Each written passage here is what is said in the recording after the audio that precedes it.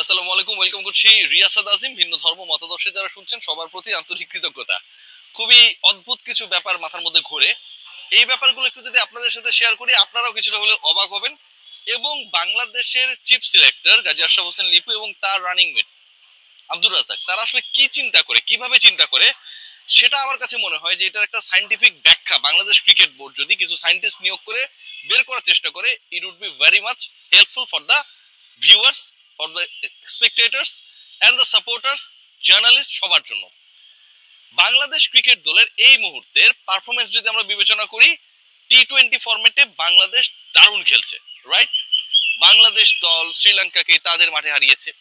বাংলাদেশ পাকিস্তানের বিপক্ষে হোমে টানা 2 ম্যাচ জিতেছে, সিরিজ জয় করেছে।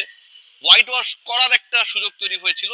বাট এই দলটাকে নিয়ে যদি আপনি চিন্তা করেন যে বাংলাদেশ দলের সমস্যার জায়গাটা কোথায়, কোন জায়গাটায় we need to have some improvement, সেখানটায় যদি বলেন স্পিন ডিপার্টমেন্ট, আপনার উত্তরটা আসবে নো। আমাদের স্পিন মোটামুটি ভালো আছে, আপ টু দ্য মার্ক আছে। পেস ডিপার্টমেন্ট যারা আছে, কাকে খেলাবেন কাকে বাদ রাখবেন সেটা নিয়ে একটা ডিলেমা তৈরি হয়। All the pacers they are in a very good shape. বাংলাদেশের ওপেনিং ডিপার্টমেন্ট, সেটা নিয়েও অনেক নাড়াচাড়া হয়েছে। বাট তানজিদ হাসান তামিম এবং পারভেজ হোসেন ইমনকে নিয়ে কোনো প্রশ্ন নেই। নাম্বার 3 নিয়েও কোনো প্রশ্ন নেই। লিটন কুমার দাস ক্যাপ্টেন, তিনি যতদিন ক্যাপ্টেন থাকবেন, পারফরমেন্স খারাপ করলেও তিনি খেলবেন। যদিও লাস্ট 3 ম্যাচে করেছেন 17 রান, এভারেজ হচ্ছে 6 এর নিচে। তারপর লিটন কুমার দাস অবভিয়াস সূর্যের মতোই, যতদিন আলো দেবে সূর্য ততদিন পৃথিবী আলোকিত হবে। লিটন কুমার দাস যতদিন ক্যাপ্টেন থাকবেন ততদিন তিনি খেলবেন, পারফরমেন্স কোচ না করুন। সূর্য থাকার পরও যেমন আকাশে মেঘ জমে বৃষ্টি হয়, লিটন কুমার দাস ক্যাপ্টেন থাকার পরও আউট অফ ফর্ম হয়ে যান। So Liton Kumar Das is equal to Surya. বিষয় যেটা, সেটা হচ্ছে বাংলাদেশের সবচেয়ে কনসার্নিং জায়গা যেটা, সেটা হচ্ছে মিডল অর্ডার। মিডল অর্ডার নিয়ে অনেক এক্সপেরিমেন্টস আমরা দেখেছি। আমরা যদি খেয়াল করে দেখি যে বাংলাদেশের এই মুহূর্তে অবভিয়াস চয়েস যিনি, সেই ক্রিকেটার তাওহিদ হৃদয়, তিনি আউট অফ ফর্ম। আপনারা সবাই আমাকে রিকোয়েস্ট করেন যে রিয়াসাদ ভাই হৃদয়কে নিয়ে কথা বলেন, আমি কথা কম বলি, আমি চাই যে আরো কিছু চান্সেস পাক। But the reality is that he is out of form. Upcoming যে বাংলাদেশের সিরিজটা রয়েছে নেদারল্যান্ডসের বিপক্ষে, সেখানটাও হৃদয় ধরেন খারাপ খেললো। উই এক্সপেক্ট যে সে ভালো করবে, কিন্তু কোনো কারণে ব্যাটে বলে হলো না। আরো একটা বাজে সিরিজ তার গেল। যদি যায় টানা 3টা ম্যাচে যদি ব্যর্থ হয়, যদি এই ঘটনাটা ঘটে, তাহলে আপনার অপশনটা কে? আসছে আলোচনায়। মেহেদী হাসান মিরাজকে আপনি নাম্বার 4-এ খেলাইছেন, আপনি শামীম পাটোয়ারিকেও মাঝখানে খেলাইছেন। মানে আপনার নাম্বার 4 অথবা মিডল অর্ডার, এটাকে আমি যেভাবেই সংজ্ঞান করি না কেন, ওই পার্টিকুলার পজিশনস নিয়ে বাংলাদেশের বড় ধরনের অস্বস্তি রয়েছে। প্রশ্নটা হচ্ছে যে এই অস্বস্তি যদি কন্টিনিউ করে in the upcoming series against Netherland and Sylhet, তখন এশিয়া কাপে বাংলাদেশের ওই জায়গাটায় ফুলফিল করবে কে? উত্তরটা হচ্ছে হয় নুরুল হাসান সোহান অথবা মাহিদুল ইসলাম অঙ্কন, রাইট? নাইম শেখকে আপনি নাম্বার 4-এ খেলাইছেন, মানে কত ক্রাইসিসে পড়লে একজন ওপেনারকে আপনি ন্যাশনাল টিমে নিয়ে নাম্বার 4-এ খেলিয়ে দিয়েছেন। সে আবার প্রেস কনফারেন্সে এসে বলেছে যে that was not the suitable position of my batting, তার জন্য সেটা সুইটেবল পজিশন ছিল না। আপনি জোর করে খেলাচ্ছেন, কিন্তু যারা মিডল অর্ডারে সত্যিকার অর্থে ভালো করেছে, ভালো স্ট্রাইক রেট মেইনটেইন করেছে, ঘরোয়া ক্রিকেটে ভালো করেছে, বাংলাদেশের সফরগুলোতে ভালো করেছে, তাদেরকে আপনি বিবেচনা করছেন না।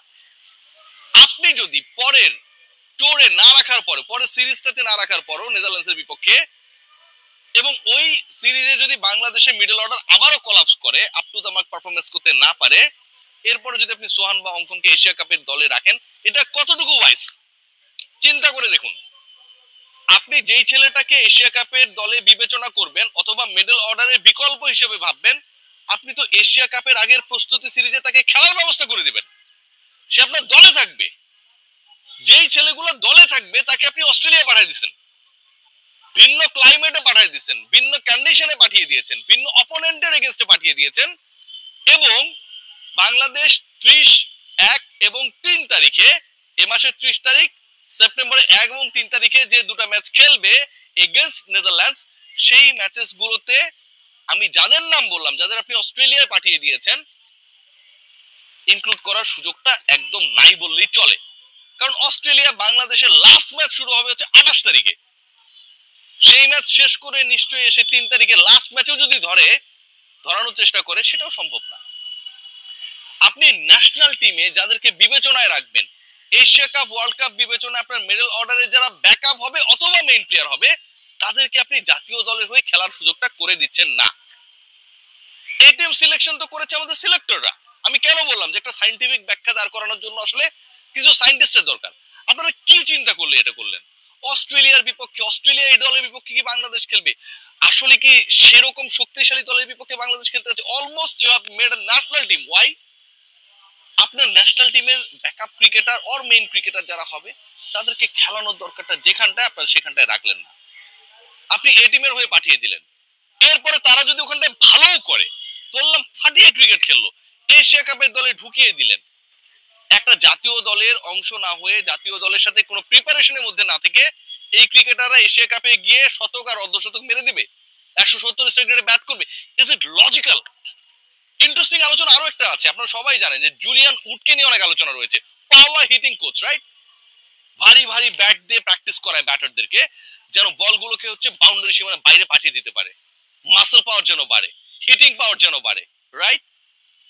এই যে পাওয়ার এক্সেলারেশনের জন্য Bangladesh cricket board hire Julian Wood after having a suggestion from the head coach Phil Simmons. Julian Wood যে এখানটা এসে কাজ করবে সেখানটাও তো আপনার মেইন পাওয়ার হিটাররা নেই। হৃদয় স্ট্রাইক রেট নিয়ে আপনার প্রশ্ন রয়েছে, দলে থাকা না থাকা নিয়েই তার অবস্থা খারাপ। মেহেদী হাসান মিরাজের ক্ষেত্রে same goes on. Liton Kumar Das out of from last 3 টি20s এ। আপনার মিডল অর্ডারে যারা পাওয়ারকে অ্যাপ্লাই করবে ফর স্কোরিং রানস সেই ক্রিকেটাররা জুলিয়ান উডের ক্লাসে অ্যাবসেন্স থাকবে, কারণ আপনি তাদেরকে অস্ট্রেলিয়া পাঠিয়ে দিয়েছেন। বাংলাদেশ ক্রিকেট বোর্ড যে ইনভেস্টমেন্ট করে, যে অর্থ ইনভেস্টমেন্ট করে, যে প্ল্যানিং ইনভেস্টমেন্ট করে, সেটা যাদের জন্য ইনভেস্টমেন্ট করে সেই ক্রিকেটাররা এখানটা absent. You have hire a very good teacher for your child. Teacher প্রতিদিন আপনার বাসায় আসে, আপনার বাচ্চা থাকে না, সে খেলতে যায়, অসুস্থ থাকে, পড়ার সুযোগটা পায় না। আপনি যত ভালো টিচার এখানটায় আনেন, সেটার কি অ্যাপ্লিকেশন, সেটার রেজাল্ট কি আপনি ভালো পাবেন? ডেফিনেটলি পাবেন না। বাংলাদেশ দলের থিঙ্ক ট্যাঙ্কার হিসেবে যারা কাজ করে আদৌ তারা কি চিন্তা করে, আই হ্যাভ দ্যাট ডাউট। এবং আমিনুল ইসলাম বুলবুলের মতো এত প্রাজ্ঞ একজন ব্যক্তি থাকার পর এই যে ব্ল্যান্ডার্স গুলো হচ্ছে, তিনি বলবেন যে আমি এগুলোতে নজর দিই না। ডেফিনেটলি দিতে হবে, ডেফিনেটলি দিতে হবে। আমি আবারও বলছি, আপনার সন্তানের বয়স 18 পেরিয়ে গেছে, আপনি তাকে স্বাধীনতা দিয়েছেন, কিন্তু সে হচ্ছে আকাম করে বেড়ায়, আপনি কন্ট্রোল করবেন না। ডেফিনেটলি বুলবুল ভাইকে এই ব্যাপারগুলোতে অ্যাড্রেস করতে হবে। অস্ট্রেলিয়ান কন্ডিশন এন্ড বাংলাদেশ কিংবা দুবাইয়ের কন্ডিশন সেম না।